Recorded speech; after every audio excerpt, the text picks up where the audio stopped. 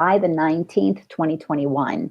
And these are exciting times. We are in the middle of a absolutely transformative year, a year inside of the decade 2020, the decade of seeing more clearly, of opening up our eyesight, not only physically, but our inner sight so that we can see more clearly what's going on. And as always, I love to bring guests who are ordinary people who, just like me, just like you, are in that journey of transformation. And today, I got a special treat for you because this is a return guest. Melissa is going to come and have a conversation with me because we are both grandmothers.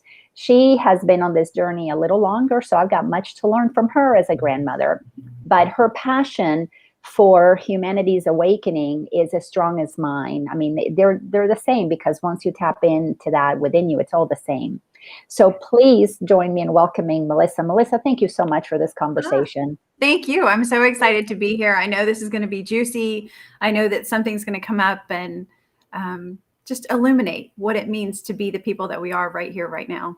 Absolutely. You know, and you and I have been connected throughout our journeys. We have seen the shifts, the changes, what has happened to each of us.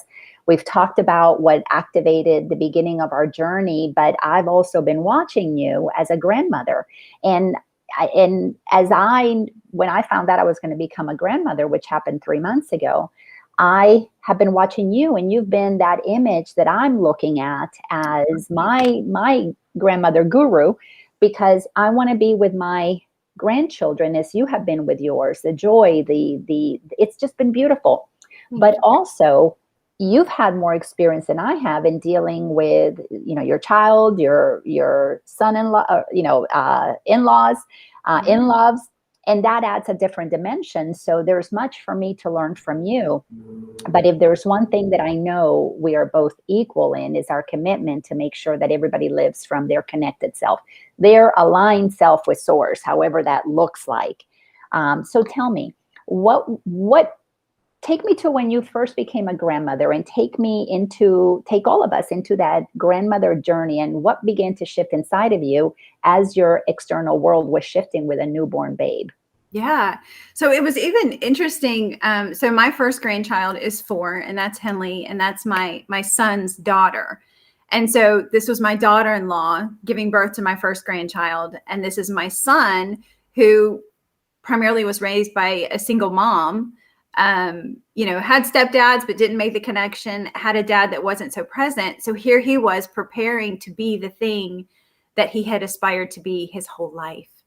And so it was just this heart opening that you can't explain. Like, I remember when you found out about Lauren, and I'm just like, oh my gosh, it's coming. Like, you can't put into words the upgrade of heart space that comes into play, that it's an expansion. Like, you becoming a grandmother is an expansion of just tremendous things. And you embody that matriarch, that divine mother. And there's just so much you want to bring to the table. Like, you start thinking about, what is my role going to be? What is I'm going to teach this person? How am I going to love them? What are the most important lessons in my life to pass on? What are the most important things to heal before they land? So, yeah. So that was a big, it kind of lit a fire under my butt. And I was already running. So I've been running in the healing world long before this, but that was just another level that we were bringing in the next generation. And I just really wanted to be in that place to honor her arrival. Oh my goodness. I completely relate, because when I found out that Lauren was having a baby, immediately I got that it was going to be a boy, because actually before she announced to all of us, to the family, all of us together, a couple of nights prior to, I had a dream that her husband, actually, my son-in-law, Eric, was teaching their 2-year-old son how to ride a bike.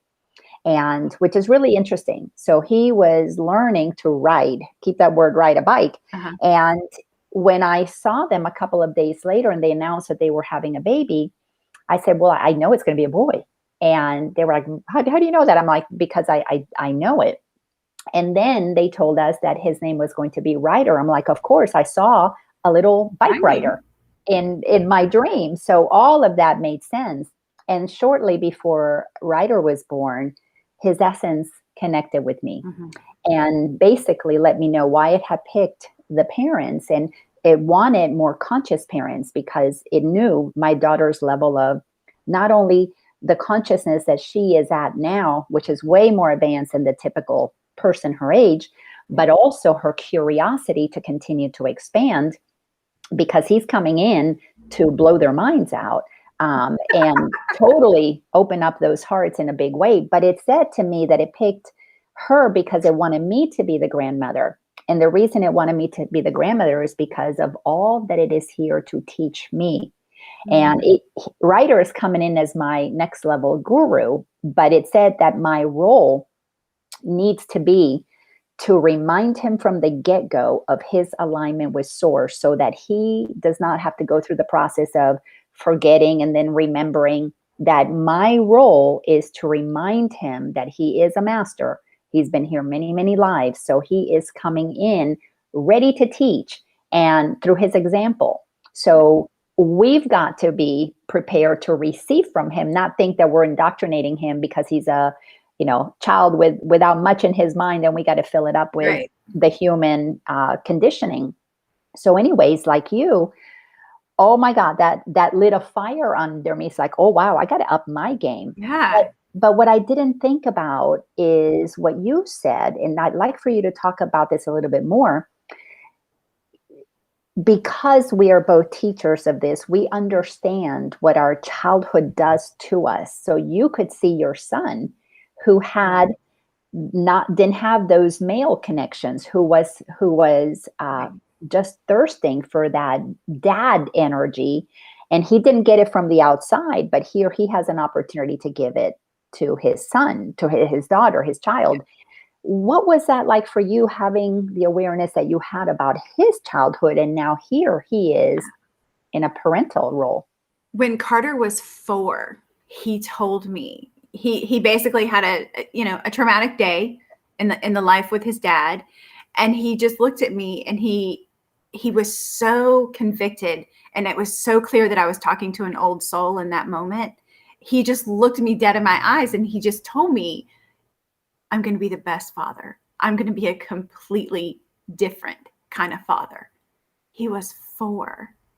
Wow. And so that was his old soul speaking directly to me. And I just confirmed that. I confirmed that the rest of his life, because it was just such a clear soul to soul communication. So I love how you're saying, your path, you have clarity with Ryder on what you're supposed to remind him. That was a beautiful opportunity with me, with my son, of clarity, that's what I was supposed to make sure that he knew as an individual. Even though I didn't know about a lot of other things, I did know that part. But I also feel that so deeply, to be that mirror for our grandchildren of their magnificence, and to keep putting that back to them, because for parents, they're in survival mode. They're raising children, they're young in life, and they've got a lot of things going on. As grandparents, we have perspective and awareness, and we can really hold that light to them and help them not forget who they are. Oh, that's absolutely spot on with what I know is my role, and it is the role of everybody who awakens and can see the past, the work that we've done to get us to the place that we are, where we recognize that these beings that are born, these are old souls coming into this planet, and it is about holding the light so that it doesn't get snuffed out as much as ours was. So speak to, because this part is really fascinating to me. You and I were both very type A moms. We 100%. knew what exactly, how to be the best moms. And I don't remember much about your childhood, but my childhood, like your son, like Carter, I didn't have a presence of a dad in my life. So I grew up with this idea that I couldn't count on men, that I desperately wanted to have a family, and I was going to be a better parent to my children than my parents were to me. Yeah. So I took on this very aggressive, I got to provide, I can't count on a man while at the same time I had this feminine desire to be a mother and stay at home, but I attracted into my life a father that didn't have that masculine drive that I did. So I was the primary breadwinner, and I also wanted to be the stay-at-home mom. So I built an entire persona of assertiveness and aggressiveness, and it was all about the money, it was all about the security, it was all about all of these things.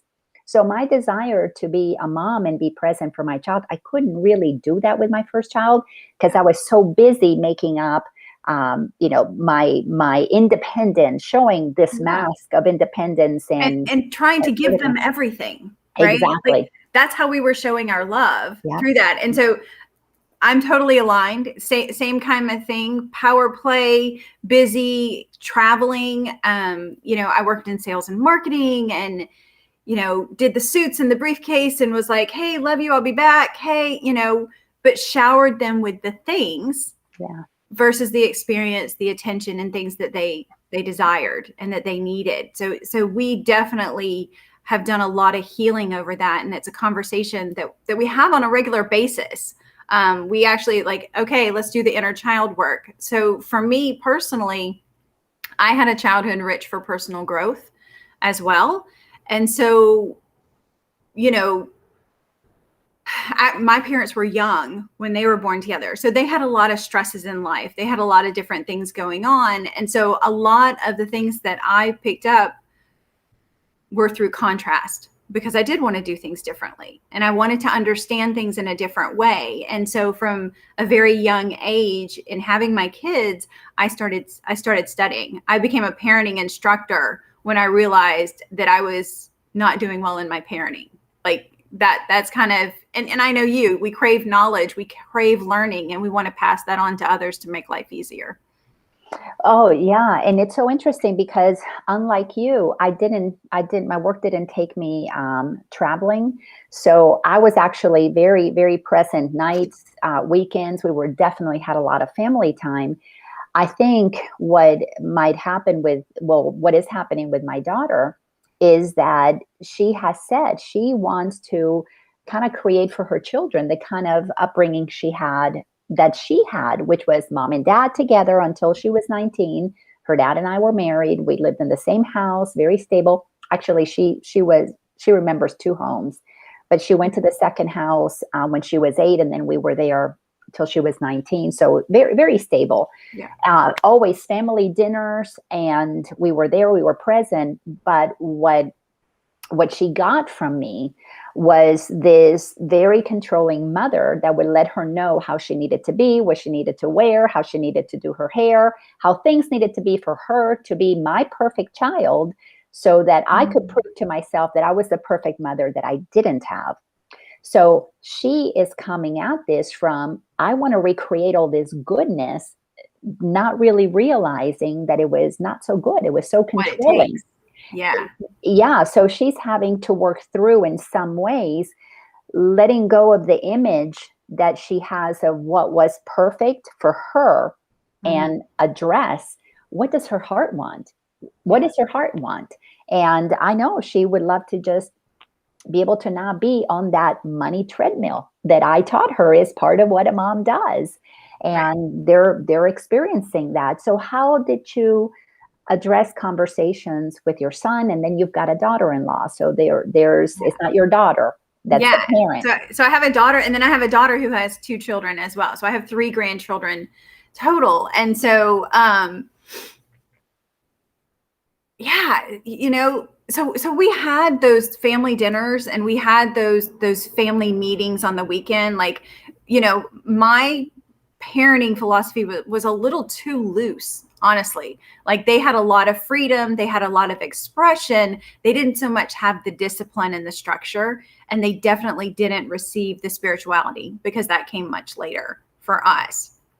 Now, when Henley was born, my daughter-in-law had a challenging pregnancy. And so there was some tumultuous times there. And it's really difficult as the mother-in-law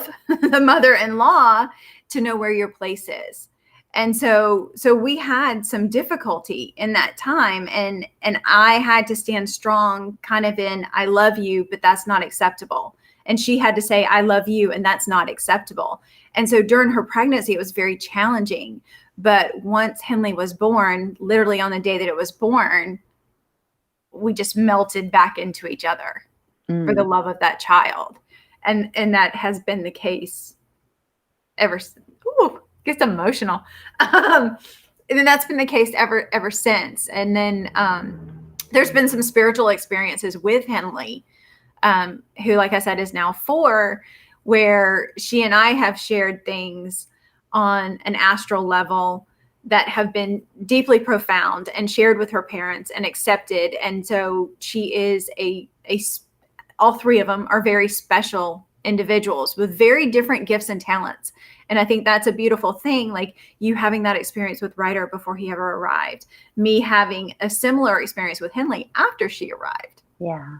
You know, isn't it amazing? There are so many different ways that we are going to have those experiences. But let's isolate just this piece right here. Okay. Because when I'm holding Ryder and he's looking off, I tell my daughter, oh my gosh, he's looking at his guides. He has so many, he's got an entire entourage of guides that I feel them there.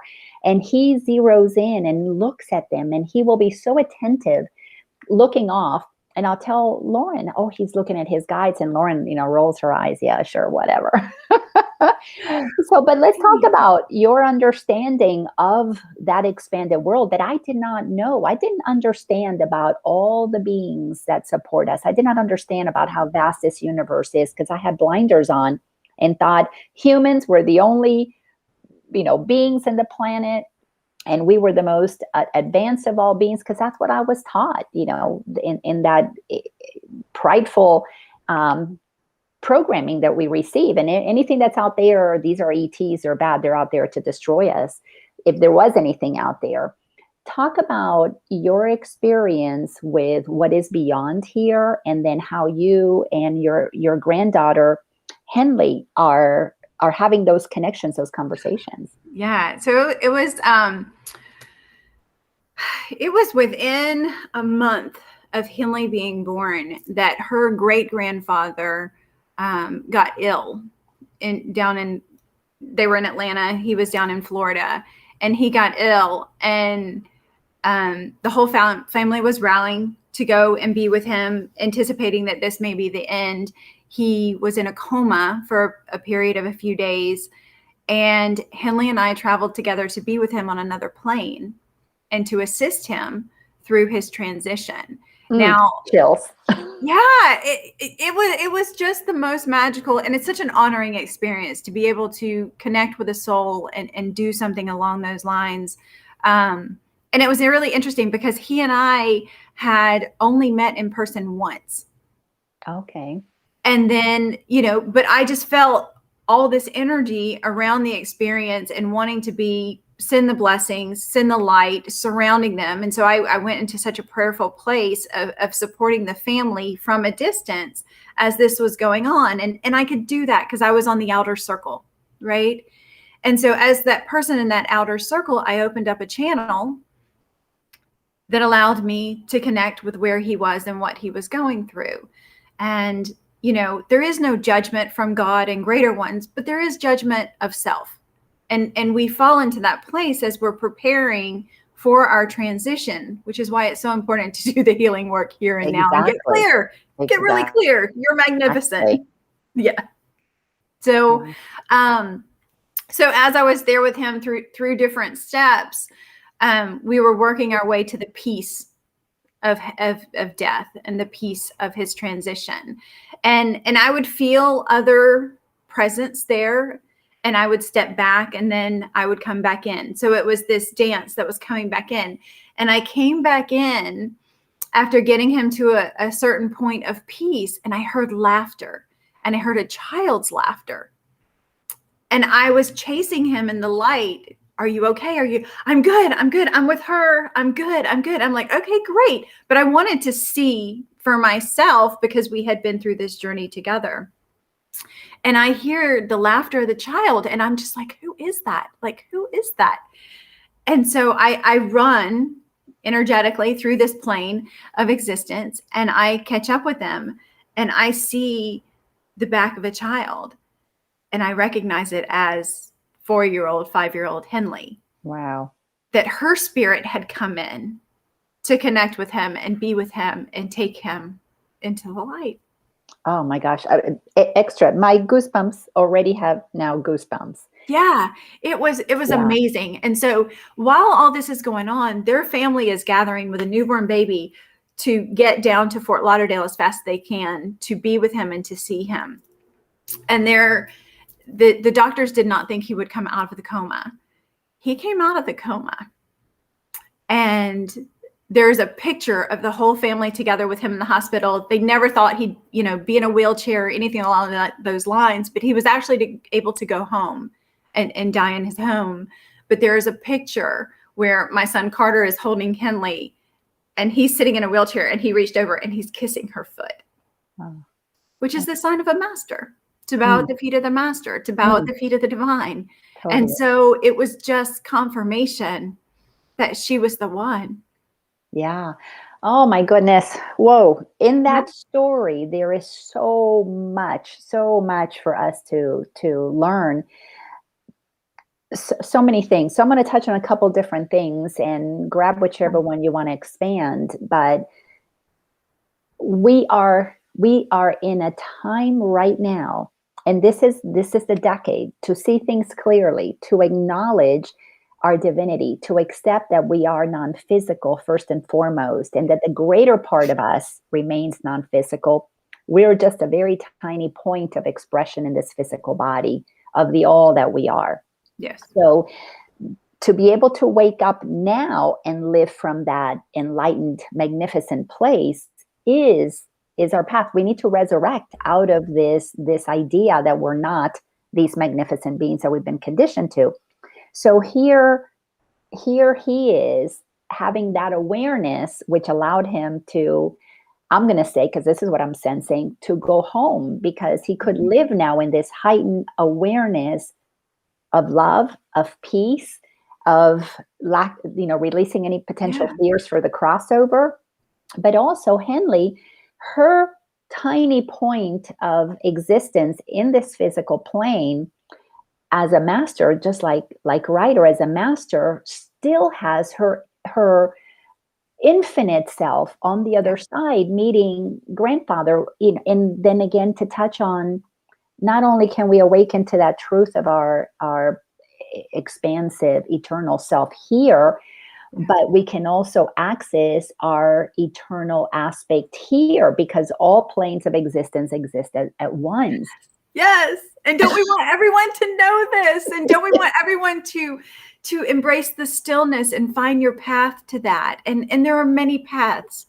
There are many paths into connecting into your higher soul, but it requires stillness, and it's a practice, It is a practice to do that. But that's what Ryder is going to be teaching me, how to access the eternal me while I'm still in this physical me, because that is something I have not mastered. That actually it's not been a big part of my practice to tap into my eternal self. I've been really busy working on my human self and removing layers, and on this journey, we there are so many parts to this awakening. So much of my path has been in focusing on understanding my ego mind, which is a lot of what I teach, is understanding how that ego mind gets created and it blocks us from our divine self. But I understand that doesn't run my life anymore. That shift has happened, which is why I know that I am awake, because I don't have to react from my ego. I am grounded in my eternal loving self, so I can be gentle and patient and all of those things. But my continued journey is to deepen into my eternal self and activate my Christ consciousness, which is what I see is the essence of Ryder, pure Christed consciousness. How tell me about your relationship with Henley. It's magical, and it's so interesting because I made the decision to move to Florida about 6 hours away from them, and they were all born. They were all here. And so we have quality time over quantity time. But when we're together, it's planned and it's present and it's intense. And then also we connect on a dream level. So I also visit them in their dreams, and I send them blessings and prayers every day, and those are felt.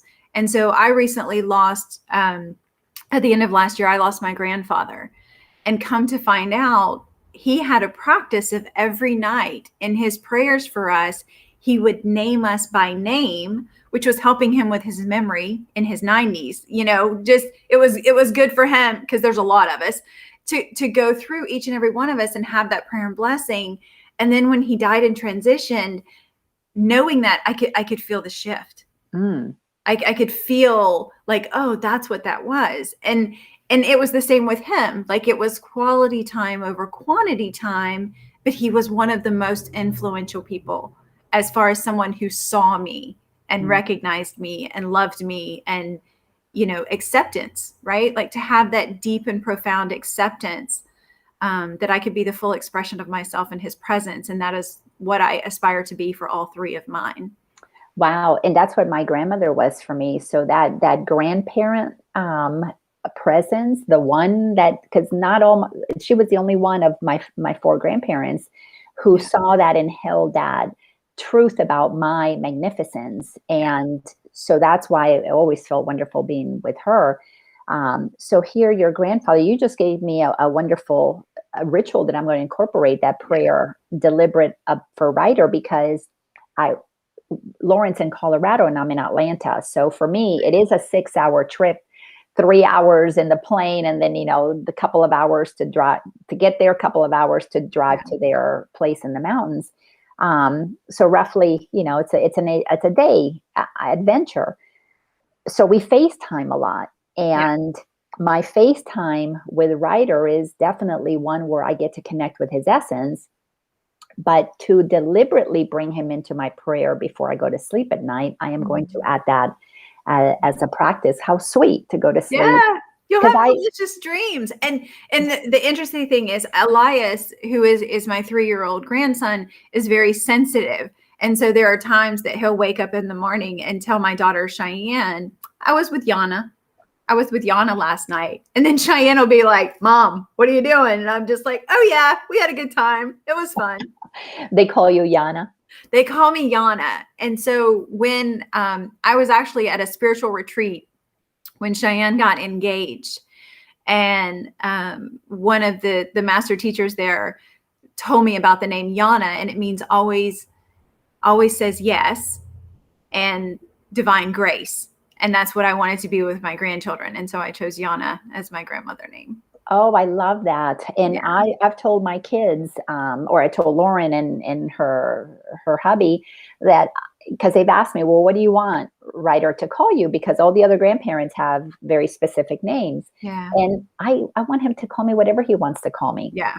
But so Elias did do that for Sean, my husband. So we're a blended family. We have tons of grandparents. And honestly, I think these old souls and these wise ones actually need greater support systems. So I think it's a total blessing that they have all of these grandparents from divorce, but it's a beautiful thing to recognize that they have all this support. And so my husband was grand dude, so he was the grand dude. And it's so interesting because Elias changed his name and he calls him Diga. And we can't find any reason, there's nothing, but so for Henley, Sean is grand dude, but for Elias and Amelia, he's Diga. Oh, how sweet is that? Well, growing up in the Dominican Republic and being Latin, my grandmother that I was so connected to is my abuelita. And so my daughter has grown up here, and we talk about my relationship to my abuelita. Yeah. So when I'm with her and Ryder, she refers to me as, oh, Ryder, look at abuelita. So that's getting woven in there somehow, the Spanish term for grandmother. Somehow it's getting woven in there, but whatever a writer comes up with is absolutely perfect. One of our favorite people in the world, Ursula Lentini. So good to have your presence here. So let's talk about the importance of seeing our children as opportunities, as new parents, opportunities for us to heal any unresolved childhood stuff that we have, we're carrying forward. What have you noticed with your children and their children in terms of, do you see those moments, those opportunities of Yeah. these mirrors that the grandchildren are for our children? Yeah, we see patterns show up, right? Because it's their programming. It's so ingrained in their subconscious, regardless of the fact that we've had these conscious conversations. What is it? It's not what we say, it's what we do, right? That becomes their entrainment in that process. And so yeah, my daughter and I talk about that a lot, and gratefully so. She's really open, and we have a lot of open communication. We go back and we heal her childhood trauma. So we work through different things and recognize things. And so she's very open to me going, and I'm respectful. I ask, is it okay if I share this with you? I'm seeing something. And she's like, yeah. And she kind of braces herself for it. And then I always preference it, kind of with nonviolence communication. Totally. That this is coming through my filter, but this is what I'm seeing, and I can see it. It makes you uncomfortable, and this is how this is coming about. But yeah, that really driven female, she has a beautiful divine relationship with her husband. And they're very clear on how they want to raise their children. But there's this part of her that watched me be that assertive powerhouse, making the money, doing the thing mom, that still eats at her that she's not that right now, that she's made another choice, which is a super conscious choice, but really goes against her upbringing. So we do this dance on a regular basis, and she will say, oh my God, I'm so frustrated right now. I just don't want to be home. I need to go to work. And I'm like, do you, or is this your work? They don't see the value of everything that they bring to their family. And, we can look at the example of her husband, who is amazing and just a wonderful father, a wonderful provider, but the expansion of what he's been able to create in their conscious decision for her to stay home, they have lost nothing and only gained. Yeah. And that's what I really want young parents to know, is the energy of these children come in with desires. Your family raises as a unit, and that's really where people are like, oh, it's just a kid. No, it's not. It's a soul.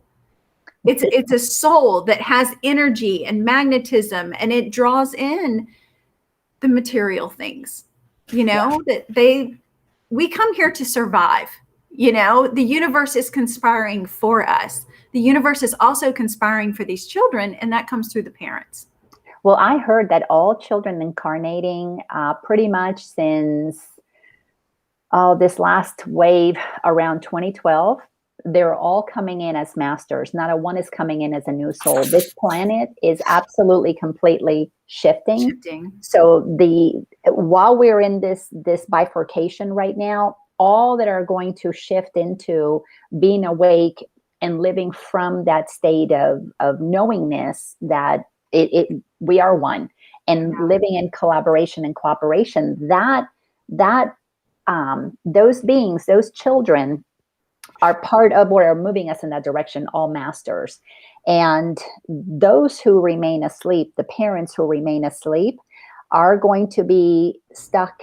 Well, I shouldn't say stuck, are going to be also experiencing masters born in their communities to push against what they are so stuck with in terms of their consciousness. So it's masters, all masters. Yeah. New souls are going to be born when we ascend to a higher frequency. Those new souls are going to come into that higher as a playground, because And when I say new souls to physical life, not Ooh. because they're going to be experienced souls. They're going to be high evolved souls that haven't had incarnations, but they'll have new incarnations because they know they're going to be born to parents that are awake. I love it. I So did not know that this. I'm like, well, I see them all around, but that yeah, makes more sense to me. it's because of the frequency. So those Mhm. souls that have been waiting to incarnate, who have been assisting the planet in its ascension, they won't incarnate until our frequency reaches closer to where they are. Then they'll take on physical vessels, which actually will be more crystalline. So, but the souls that are going to be born into the 3D world that is going to remain, I mean, it's going to have its own journey. They'll get new souls who are going to descend into that lower frequency and take on physical bodies, but those who are going to be born into the 5D world, because we're splitting. I mean, that split is happening. It's a consciousness within that we're shifting. So there's going to be a match of souls that can incarnate for those frequencies.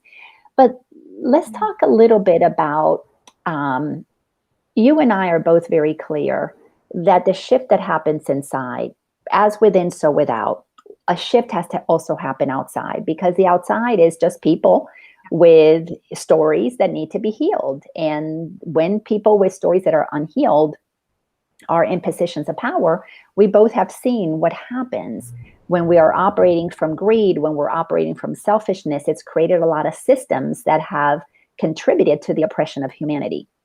How do you, as a grandmother, stand in service to the ascension of humanity, knowing you've got these three beautiful souls who have incarnated as these beautiful masters, Yeah. your children who are more conscious parents? How do you see your role supporting that family unit in the midst of a world that you know is also going through a transformation? I had to go through a transformation. So through my transformation, that's my greatest way to make that contribution into the world. But I've actually, in this second half of life, given myself a whole new education. I've completely educated myself in a completely different path in order to assist humanity through healing, through past life regression, through coaching, and being in service in such a different way from the corporate success that I had in my previous life, or the restaurants that I owned, or, the different things that I did. I did a complete 180 and changed my life. Wow. So then today, how are you, when you go about doing these past life regressions and your coaching and your teaching, what is it that you know inside of you? Or let me reframe this. You know inside of you that support that you're giving those people who want to heal is creating a new earth. So how do you see your role in the creation of the new earth, and why do you want to participate in that creation? And I'll share my side, because my path is shifting tremendously from that. But how do you see your role in creating that new earth, not only for you, but for your grandchildren Yeah. through the work that you're doing? Right. And so, I mean, we can't deny in our reality that there's a chaotic world around us, and all of that is going on. So, to be in service to others based on the healing arts and the regression work and that work, that's one way, but it's to remind and awaken people to the self-love. And it's interesting. I saw a meme recently that it was, we're not here to awaken the sheep. We're here to awaken the lions. Yes. And I was like, oh yeah, that's right. And honestly, we can waste a lot of time chasing the sheep. And Yes. so really what I'm doing right now is trying, and I'm figuring it out as I go along. I'm also an evolution. So I continue to add things to my toolbox that I'm like, okay, that's a better way of doing things, right? So I'm still continuing to learn and grow and to be open to that, but to create experiences that attract those lions and to be more in my authenticity is huge. And that's a bit uncomfortable based on where I've been and the parts I've played in the mask, so to be completely transparent with the fact that I don't have all the answers, but I have some. Yeah. And I'm here to support you. And so it's being that vessel of love and acceptance for wherever someone is, and knowing they can take the steps that they desire to take. And, Love that. self-love is a big part of it. Where can we have more acceptance? Where can we do more forgiveness? Where can we respect ourselves and build our self-esteem and confidence in that authenticity versus molding ourselves to exist in chaos? Oh my goodness, I love that. I love hearing that, because as you're saying that, I am getting that visual. I've seen that meme also. We're not here to wake the sheep, but to assist those lions that are ready to Yeah. roar. And that is just so, so beautiful. And I felt that for a long time that was my role. But what I am feeling called now that I understand that we reincarnate, now that I understand that every system is just made up of people who are either asleep or awake, that's all it is, or somewhere in between. Mhm. I really did not want to just deal with sheep. Waking up sheep is very difficult. It's trying to convince somebody, no, there's another perspective. You can look at this differently. If you weren't coming from your wounded self, you would not be doing wounding things to others. You wouldn't be vomiting your pain and your victimhood or your bullying on somebody else if you had healed your work. Right. Well, Hurt people hurt people. Right? exactly. Yeah. And happy people hang out with happy people. There we go. Co-create. Yeah. So what was so fascinating for me was experiencing the resistance that I've been in for this past, I'm going to say about a year or so. Through the COVID story, I have noticed that my spiritual community was really actually, I realized, that's just another cocoon that I had built. I went from the smaller cocoon of religion to a bigger cocoon of no religion and atheism and agnosticism and all that. I built a bigger cocoon of studying all paths, Buddhism and Hinduism, and even started reading and studying a little bit of Islam. And then I built a bigger cocoon for me that was my spiritual community that I thought everybody knew. We create our own reality because that's what the teachings were in those communities, to then realizing, oh, wait a second. One of the most profound books that I ever read, and I still to this day teach from it, is by Debbie Ford. I'm sure you know it, The Dark Side of the Light Chasers. Yes. And I saw that in the spiritual community, if you're just chasing the light, you are denying the darkness. That's So right. what has become very clear for me is that if we want the darkness to dissipate, we have to face it and acknowledge I'm We got to contributing. go deep in it. Totally. Like go in deep in it. The shadow work is the most profound work that we can do to meet that deepest and darkest part of ourselves. Yes. And that's where I really love the regression work that I'm doing, is because I'm just a guide. I'm along with you for the journey. We're going to go in and we're going to have greater awareness, and we're going to come out with a greater healing. But then there's also that opportunity where that person can always go back to that place. Yeah. You become your own self-healer, your own self-guide, and you're connected to your guides, and you feel that fully. Which is to activate the master within. And that is, I've been doing that for the last 15 years. And I am so, so glad that I am hearing many teachers like you. That's what you're called to continue to do. But I'm being called right now, because of what I'm observing happening in the world, to be more along the lines of like Jesus, or like, Gandhi or Martin Luther King Jr., to step into facing the political establishment. The activism. That active.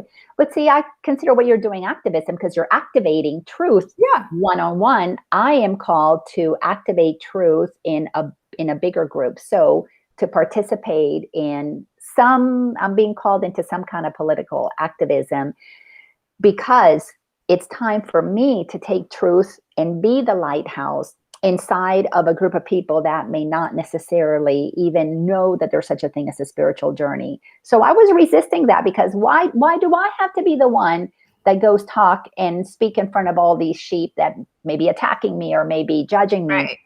So when I came out with my support of Donald Trump, that was my initiation into receiving my spiritual community just in that incredible attack that happened, and grounding myself in knowing what my truth is and not defending it, but treating each of them with the love and respect, because I was focusing on the lion that was in them, not the sheep that they were behaving as. Right. And so because of Ryder, I know we're incarnating him, and my daughter, and I will, and you will, and your grandchildren, and our grandparents are going to be incarnating. What world do I want them to incarnate into? And I want to incarnate into a higher frequency world, that new earth, that 5D realm. So it's been placed on my heart to be, this warrior grandmother. Yeah. That is. And I love that about you. Like it's interesting because you said like you have that grounding, you have that force, and you have that ability to digest that information and turn around and put it in simple terms for people so they can make an educated decision. And I know for me, I don't have that ability. Like my ability is very different. And so I love that you're doing your work and I'm doing my work, and it's all for the good of all. Exactly. And how beautiful. And there are so many like you and I who, like Ursula, that was just here. She's doing her work in her way, and we're each being sent to every corner of the planet to stand as clear people, awaken the truth of who we are, and assisting the shift for humanity in whatever way we're supposed to be doing it. But that is part of us listening to that inner guidance that is telling us which route to take. And I didn't want to go down this path. But here you are, right? And no spiritual community could have told you that, right? Like it's alignment, and it's you coming into alignment with yourself. And it's me coming into alignment with myself, which is really standing on my own cross. Exactly. We each have to stand in that space. But let's talk about why we're each, and I know Ursula is standing in our own space. And where do you get your conviction to stand in your own space? What do you think? Let's give people some nuggets of wisdoms and just some ideas of how you came to stand so grounded in your conviction about what you're here to do. It took practice, it took a lot of meditation. It took a lot of exploration. It took a lot of reading and study. And that's really where I like to take someone through a regression process, because it's, I don't want to say it's shortcutting, because it's not shortcutting, but it is taking those really important questions that we have and going in and getting the direct answers from ourselves. That's it for me. It was that alignment with God within, source, spirit, whatever the heck you want to call the truth that is inside of all of us.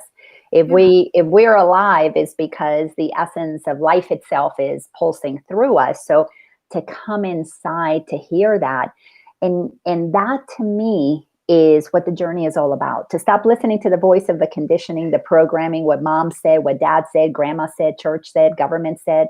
All those hand-me-down beliefs that we've outgrown. They don't fit us anymore. Not only that, they're so worn out, they're full of holes. We got to give up those hand-me-down beliefs and align ourselves with that inner knowing that is wanting to express itself, which is why my writer said to me, his soul said to me, make sure that I am able to speak the truth that is in me. Remind him that what comes out of him is his inner knowing, and the conditioning that we give him needs to be conditioning that empowers him to always go inside and check within. Yeah, I think empowerment. That's the biggest thing, to be self-empowered, and I think that's what I want to bring to others. That's what I want to bring to my grandchildren. That to just keep reminding them of their own power. Yeah. Well, and I was just recently, just this morning, they left. My sister and her granddaughter were here. Her granddaughter's almost 10 years old. She'll be 10 next month. And I was listening to some of the interchange between them. And I was listening to this old conditioning that it was just like, oh, yeah. Where Camilla, my niece, would say what she wanted, and grandmother would say, no, you don't. Or Camilla, says whatever she was saying, and Yeah. no, you're not feeling that. And it was such a beautiful ability to observe Yeah. that inside of us, we know what we want, We do. but a loving voice that would guide us. For example, Camilla says, "Oh, I want to eat chocolate cake," and Grandma, "No, you don't." Instead of going to that place, is, why do you want chocolate cake? What is it that you're drawn to in that chocolate cake? Oh, I want the sweet of it, or I want the chocolate of it. Well, when we are tapped into our inner knowing and we're invited to unpack that, then there's, as a voice on the outside that says, "Oh, well, we know what refined sugar does to your body. If you want something sweet, how about an apple? If you're looking Right. for something, chocolatey, what about a piece of dark Yeah. chocolate that isn't so heavily processed or full Yeah. of so processed sugars?" To honor the inner knowing Yes. and guide it into a way that allows them to navigate the world, be in it, but Yep. not of it. And that's And that's that's why my name is Yana. Always says yes, because there's always a guidance and a constructive way to say yes. The same way the universe and God always says yes to us. mm, And so I it, love it that. is. It's exploring those questions. Why do you want that? Do you want the sweetness? Would this work for you? So it's not shutting them down. And I think that's one of the hardest things to witness, is to watch people shut down children when they're trying to express themselves. And it is coming from their truth in that experience, in that moment. But not Because, to spoil, to yeah, guide. Discipline is loving, yeah. you know? If it's supporting our inner knowing. Right. Because if a child says, "I love science," all right, let's cultivate the discipline to 100%. study and to get the work Yeah. done and to complete the project. So yes, I totally see that. But I have come to realize that no, in my journey now, no is conditioned, Yeah. because God, source, spirit, the yes that comes is always a yes that says, "Okay, try something else, try something else." There's Right. never a hard no. There Yeah. is simply a redirection of the flow of that energy that seeks expression. For the And highest good. Yeah. bingo for the Yeah. highest good. So let's talk about, in this world as it is today. Share how you see things unfolding. What vision, what are you holding as the world that your children, your grandchildren, are going to experience? I want to know what you are sensing about the future that's coming. I for me, there's just a great unknown. There are so many different pivots and turns that we can take that I don't even feel like I have the ability to give that foresight. What I do recognize is that the energy continues to increase. The rapidness of life manifestation, creation is speeding up. The technology is speeding everything up. And in turn, the technology that is us is required to speed up. So I think it's really important to ground them in the stillness so that they don't get swept away in that technology. I believe they're here. I know there was a lot of talk around the stipends and things like that. Oh my gosh, we're doing this to our grandchildren. We're doing this. And I'm like, they're going to figure out a better way. We have to survive right now. People are hungry. People need to be taken care of right now, whatever the situation may be. If we can keep them grounded in their magnificence, in their beauty, in their authenticity, they're going to have the answers to our future. They're going to build a better, brighter future than we ever could have imagined with our programming as it is now. I'm loving that. I am loving that. Well, I have been given visions with certainty about what's coming. And for me, I absolutely love that, because as much as I am in the unknown exactly how it's going to happen, I do have the known of the process by which awakening happens. And I keep being told, as within, so without. So that dismantling of the rigidity of our egoic consciousness, our Yeah. programming, as you know, that was painful. And so the image that I keep getting is the caterpillar to the butterfly. Yeah. That as within, so without, that the world right now, the cocoon that we have been living inside of, where we were caterpillars, basically just programmed and behaving as we were supposed to behave. That cocoon that appeared to be a safe place for the butterfly to enter into as it went into sleep is what is the world right now is dissolving. The image of the butterfly is what is emerging after the 2020 decade. So 2030 is a year of total and complete emergence of a transformed world into that place of co-creating. As you said, I don't know what that's going to look like, but co-creating that new earth. But what I am being given is a clear image of this cocoon, this darkness is an opportunity for all systems to break down that don't support the butterfly, the systems of the caterpillar that had a sluggish and in density and can't leave the ground because the programming is so heavy into just being physical, and we're just humans, has taken has disconnected us from our truth. So we're reconnecting in this cocoon. And that is why, for me, my being called into being in, yes, I'm still there. I can feel a little resistance there into that level of activism is to basically turn on the light in the cocoon and say, hey, people, nobody here is disempowered. Everybody is a powerful being. And those who have ears will hear it. Those who have eyes to see what I'm talking about will see it.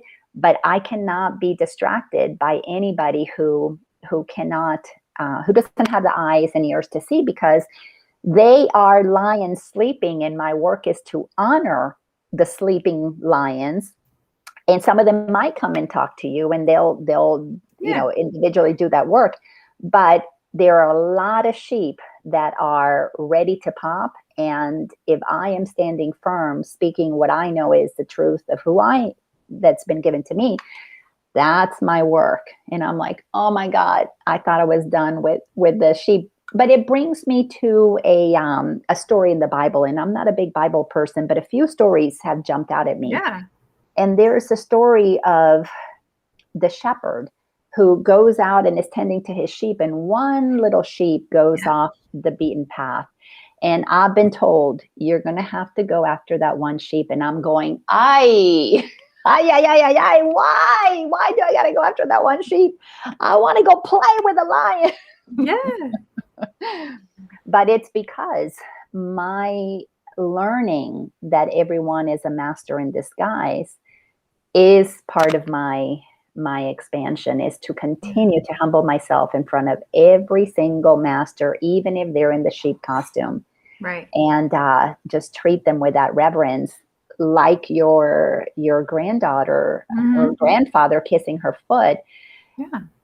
Every crazy ass sheep out there that is lost, they are a master, and I've got to kiss their feet. And it's like, oh, hopefully not literally, don't have to be kissing all those dirty feet. Well, and you're the person, right? Because that's your calling. Yeah. And each of our calling is different. And I think that's the really, for a grandparent who doesn't see their grandchild very often, you still have a calling. You still have an energetic, there's still things that you're sending out a ripple throughout the generations of goodness for them. But then the activation that you're doing, that's where we're called. And so, it's funny because I said I didn't have a vision, but I do have one vision that came through very clearly, which was that as a soul, we're part of creation. Yeah. So it's not so much that we're co-creating, but we've already created it and we have to align to it. And so I always love that it's aligned with Laina, right? But it's also aligned with self.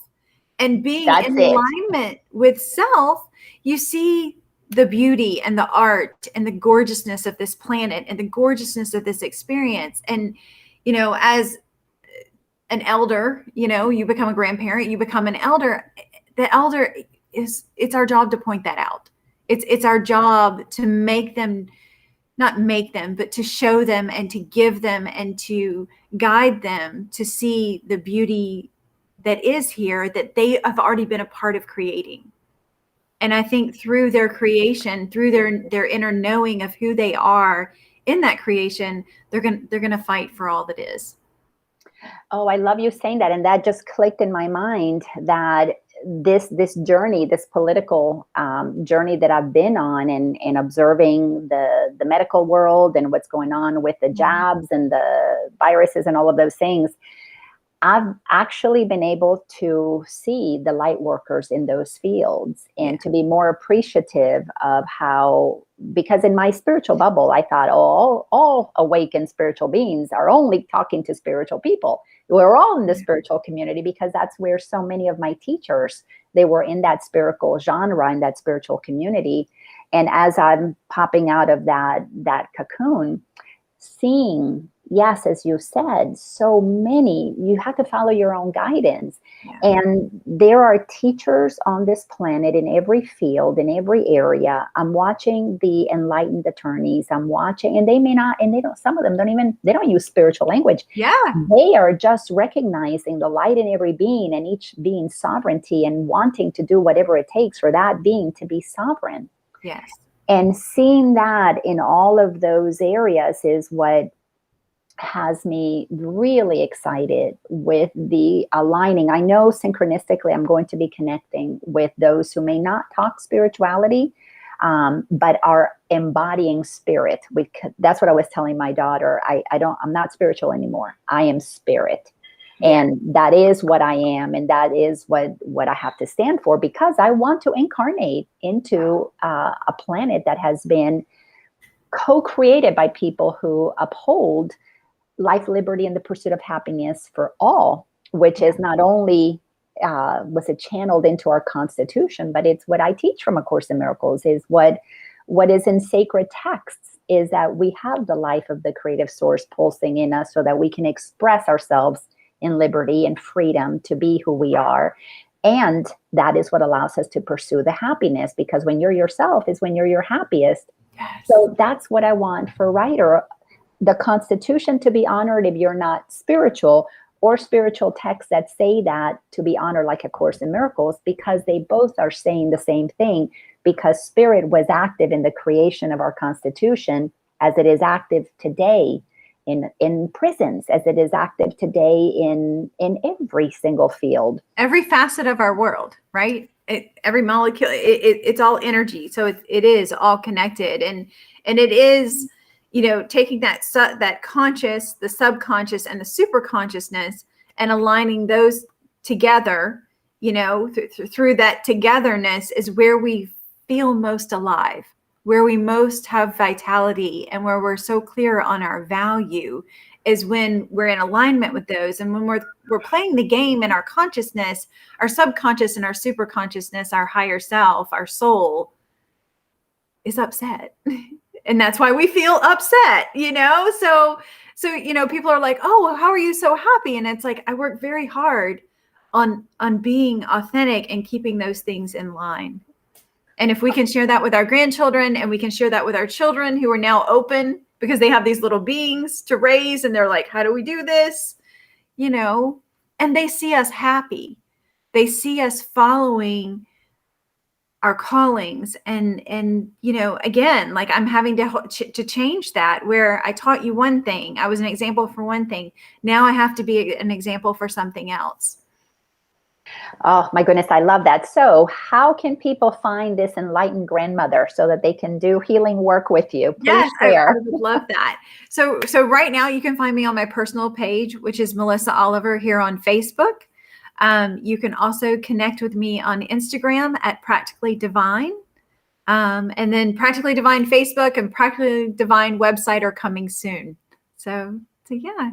Oh, I love that. That is so wonderful. So for anybody who is listening to this as the podcast, Melissa has 2 S's in it. So Melissa, Oliver, Oliver. And oh my gosh, how exciting. Well, I am thrilled that you would come and share your grandmother wisdom, because I love that you use the word elder. It is, we are here. When we heal ourselves, we literally are healing past generations, creating a path for future generations to enter into environments that are a higher calibration of healing, to bring in more light and even expand that healing. But that elder that elder mantle is We have beautiful. medicine. There you go. Medicine. And if you so choose to embrace being that medicine woman in your family, it can be transformational. What a gift. Well, as always, thank you so much for sharing your Mhm. incredible wisdom, and people, I'm sure you've been touched by this. And whenever you listen to this, just on Facebook, find Melissa Oliver, Melissa with 2 S's, and Practically divine. Yep. Practically Divine. Love that. That website is coming soon. Can't wait to find it. Sister, I adore you. I Thank you for love being you. Thank you. you. Thank you. Thank you. Thank you so much. This was delicious as always. And I dedicate this to all of the grandparents out there. 100%. Please take what resonates, leave what doesn't. And we are absolutely, here, let's post this message from our friend Ursula. Great show, ladies. Thank you, Thank you. Ursula. Thank you for being with us, sweet sister. And thank you for shining your light. And you may not be a physical grandmother, but you certainly exude the elder energy and the medicine woman energy. 100%. So love you all and goodbye. Love you.